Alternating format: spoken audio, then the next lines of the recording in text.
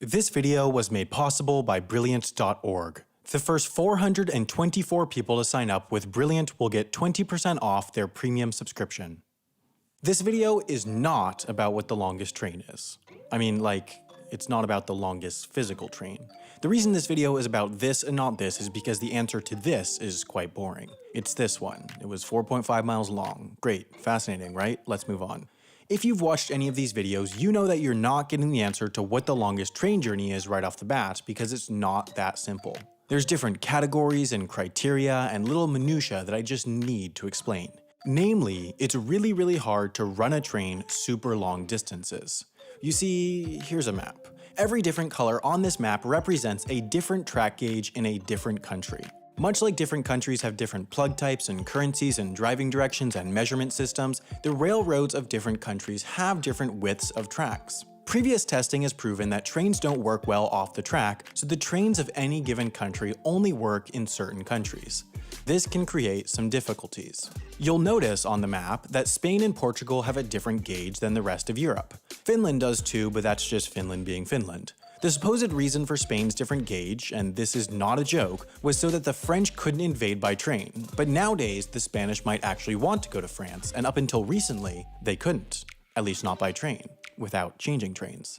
Spain built some high-speed lines in the standard gauge that France uses from the major cities to France, so you can now take a direct train, for example, from Madrid and Barcelona to Paris, but in other areas, on the non-high-speed lines, you can't cross borders by train. If you want to take a train from Biarritz to San Sebastian, for example, you're out of luck because the Spanish tracks are 9.17 inches wider than the French ones, so you have to take the train to Hendaye, walk all the way across this bridge, then catch the train from Irun. Or you could just take the bus.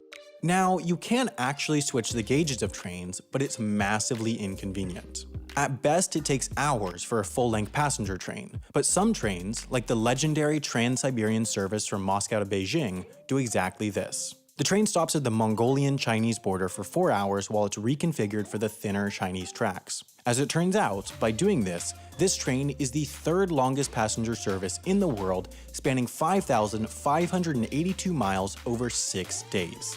But just for some fun, let's do a rapid-fire round of the longest passenger train services by country. In the United States is the 65-hour, 2,700-mile trip from Chicago to Los Angeles. In the United Kingdom, it's the 13-hour, 720-mile trip from Aberdeen to Penzance. In Canada, it's the 86-hour, 2,770-mile trip from Toronto to Vancouver. In Australia, it's the 65-hour, 2,700-mile trip from Sydney to Perth. And finally, in India, it's the 80-hour, 2,660-mile trip from Kanyakumari to Dibrugarh.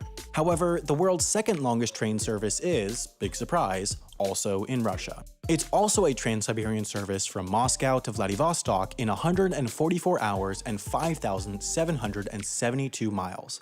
But the longest train service goes to the least friendly Korea in the world, North Korea. You see, the longest train service in the world isn't really a full train. It's this train carriage. The North Korean State Railway runs this service from Pyongyang to Moscow by sending this sleeper car north to the border with Russia and then attaching it to the Russian train from Vladivostok to Moscow. This is technically a direct service since you never leave the carriage for those 206 hours and 6,380 miles, which makes this definitively the longest passenger train service in the world. But of course, there's a reason I keep saying passenger because there are longer cargo services.